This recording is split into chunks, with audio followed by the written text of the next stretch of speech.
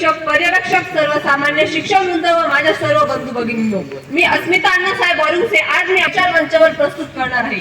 23 डिसेंबर राष्ट्रीय शेतकरी दिन. देशाचे माजी पंतप्रधान आणि शेतकरी नेते चौधरी चरण सिंह यांचा जन्मदिवस.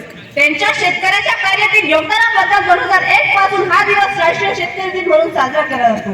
शेतकरी म्हणजे जगाचा पोशिंदा. शेतकरी म्हणजे जगाचा पोशिंदा. रात दिस मेहनत करी खाई कष्टाची भाकरी.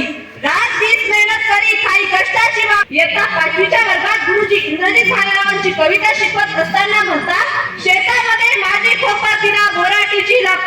शेतामध्ये माझी खोपा तिला बोराटीची झाप. तिथे राबतो कष्ट तो माझा शेतकरी बाप. माझा शेतकरी बाप लेतो अंगावरती चिंध्या खातो जन्माचा चाकर. कविता शिकवून झाल्यावर वर्गात कोपऱ्यात बसणारा, वर्गामध्ये कधी हात न वर करणारा विद्यार्थी उठतो आणि म्हणतो, गुरुजी तुमची ही कविता मला समजली. तुमच्या कवितेतील बापाही शेतकरी आणि माझ्या आयुष्यातील बापाही शेतकरी. गुरुजी मला हुबेहूब माझा बाप दिसायला लागला. गुरुजी तुमच्या कवितेतील बापही कष्ट करतो आणि माझ्या आयुष्यातील बापाही कष्ट करतो. पण गुरुजी आता मला सांगा, तुमच्या कवितेतील या बापाची कथा आणि माझ्या आयुष्यातील या बापाची व्यथा बदलणार कधी कधी की ती तशीच राहणार. गुरुजी अनुत्तरित झाले आणि तो प्रश्नही अनुत्तरितच राहिला. आज तोच प्रश्न घेऊन मी आपणासमोर उभी आहे. आपणास माहीतच आहे की महाराष्ट्रातील नगर, विदर्भ, मराठवाडा अशा अनेक जिल्ह्यांमध्ये शेतकरी आत्महत्या करतात. काही अतिवृष्टीमुळे, काही दुष्काळामुळे, कधी सावकारी पाशाने तर कर्जत. अतिवृष्टी तर कधी दुष्काळ. बरं, पीक निघाल्यानंतर शेतीमालाला भाव मिळेल की नाही याची खात्री नाही. एखाद्या वर्षी शेतमालाला चांगला भाव मिळायला लागला की राष्ट्रीय बंधने लावायला सरकार तयार. बाहेरून आयात करतील आणि निर्यातीवर बंधने लावतील. आपणास माहीतच आहे की शेतीसाठी खते, बियाणे, औषधे, मजुरी, निंदणी, खुरपणी, पीक काढणे, साठवणे अशी इत्यादी सारी खर्चिक कामे असतात. अगोदर उतरावर शेतकरी शेतात राबत असतो. शेतकऱ्याने शेतीसोबत व्यवसायाकडे लक्ष पुरवून आधुनिक शेतीतून कष्ट कमी व जास्त उत्पादन यावर भर द्यायला हवा. पूर्वीच्या काळी लोक मातेने घरी खात आणि चांगले विकत होते. आता चांगले घरी खा, खराब माल विकू नका, त्यापासून बायोडिझेल बनवा. शेतकरी शिकला तर तो अजून एकट्याची प्रगती करेल म्हणून भारतरत्न डॉक्टर बाबासाहेब आंबेडकर यांचे स्मरण ठेवा. शिका, संघटित व्हा आणि मग संघर्ष करा. देशाचे पंतप्रधान यांचा संदेश ध्यानात घ्या. पूर्वी आपण जय जवान जय किसान म्हणत होतो, त्यात स्वर्गीय अटलजींनी भर घालून जय जवान जय किसान जय विज्ञान असे ब्रीद वाक्य केले आहे. शेतकरी स्वयंवर झाला तर त्याला कर्जाची गरज पडणार नाही. खरं तर शेतकऱ्यांना कर्ज माफी नाही तर कर्ज मुक्ती हवी होती, जी तुकोबारा यांनी इंद्रायणी नदीत बुडून केली. खरं तर शेतकऱ्यांना कर्ज माफी नाही तर कर्ज मुक्ती हवी होती, जी छत्रपती शिवाजी महाराजांनी केली. शेतकऱ्यांना प्रत्येक रेल्वे स्टेशनवर वायफाय झोन नको तर प्रत्येक रेल्वे स्टेशनवर ऍग्रिकल्चर झोन हवंय. प्रत्येक रेल्वे स्टेशनवर ऍग्रिकल्चर झोन हवे.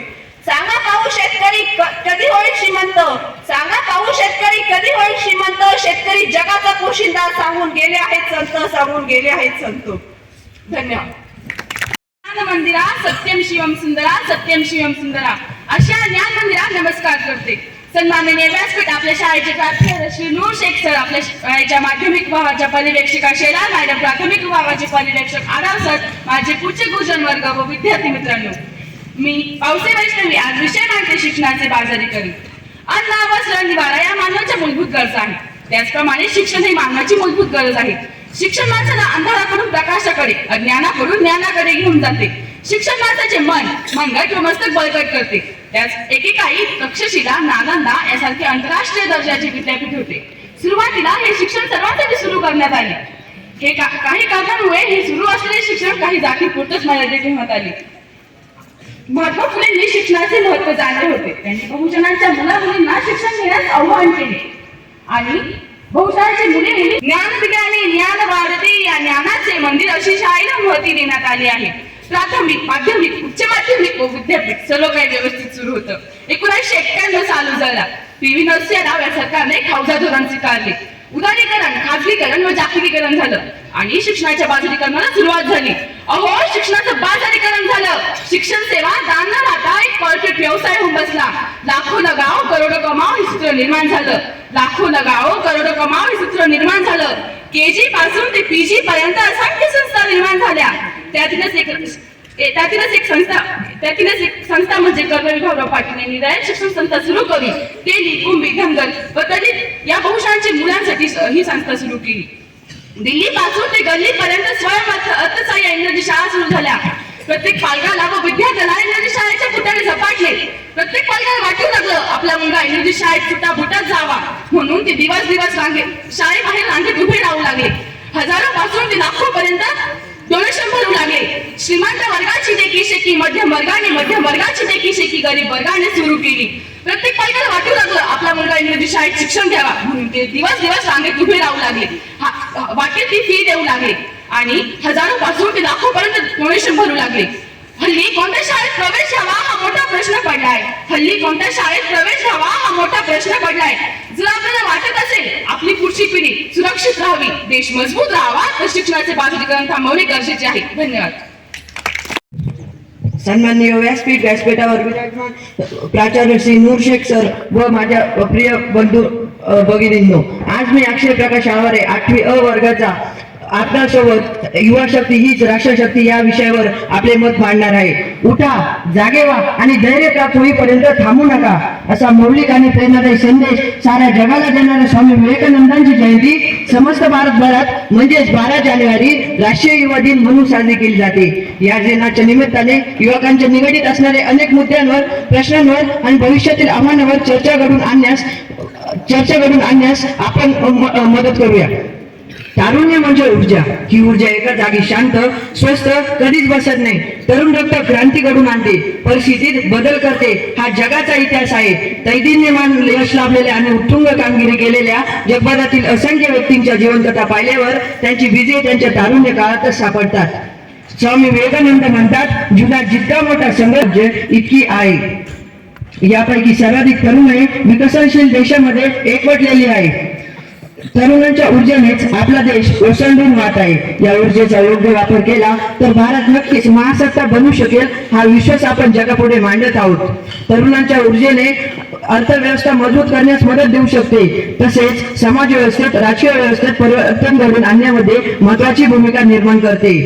खऱ्या अर्थाने बघितले तर राज्य संस्थांमधील महत्वाच्या पदांपासून ते दिग्गज कॉर्पोरेट बहुराष्ट्रीय पदांच्या धुरा युवा पिढीच्या हातात आहे. गुगल, फेसबुक सारख्या स्थापना करणारे आणि ती जगभरात अग्रगण्य कंपनी म्हणून नावारूपाने आणणारे हे तरुण आजच्या पिढीसाठी प्रेरणा ठरणारे आहे. शिवाजी महाराजांनी स्वराज्य स्थापनेचे स्वप्न पाहिले आणि रायश्वराची शपथ घेतली तेव्हा ते तरुणपणाच्या उंबरठ्यावर होते. म्हणून मला असं वाटतं की भोवताली असलेल्या असंख्य उदाहरणामधून प्रेरणा घेऊन आयुष्याचे सोने करण्याचं काळ म्हणजे तारुण्य. म्हणून असं वाटतं की मेहनत करने वालों की सफलता पक्की होती है, मेहनत करने वालों की सफलता पक्की होती है. युवाओं के हाथ देश की तरक्की होती है, युवाओं के हाथ देश की तरक्की होती है. अगर भारत की आपकी ताकत को एक बार फिर से जान जाए तो देश का माथा गर्व से ऊंचा कर देगा. स्वामी विवेकानंदांना युवकांबद्दल खूप आकर्षण होते. त्यांना नेहमी वाटायचे की तरुण या राज्यातील सर्वात महत्वाची विधायक शक्ती आहे. कोणत्या राज्यातील जडणघडण त्या राज्यातील युवा चरित्र संपन्न असेल तर उत्कृष्ट प्रकारे होऊ शकते. म्हणून त्यांनी युवकांची जी व्याख्या केली, जो आपल्या कर्तृत्वाचा विसर न पाडता सतत विधायक कामात गुंतून राष्ट्र उभारणीच्या कार्याला सकारात्मक श्वास देतो, तो म्हणजे युवा. मैं उस जमाने का हूँ जहाँ समाज हमको बताता है खुद के अंदर जाके बिना दूसरों को समझाता है.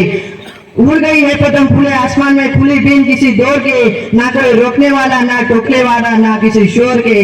मैं उस दौर का जहाँ समाज हमको बताता है खुद के अंदर जाके बिना दूसरों को समझाता है. आगामी काही वर्ष भारताच्या श्रमशक्तीत युवकांची भागीदारी अधिक असणार आहे. त्यामुळे त्यांना प्रोत्साहित करणे ही काळाची गरज आहे. सर्वच पैलूंमध्ये सहजता आणणे हे मोठे आव्हान आहे, परंतु आव्हानाशी दोन हात करूनच संधीचे नवीन दरवाजे उघडता येतात, हे तितकेच खरे आहे. धन्यवाद. जय हिंद, जय महाराष्ट्र.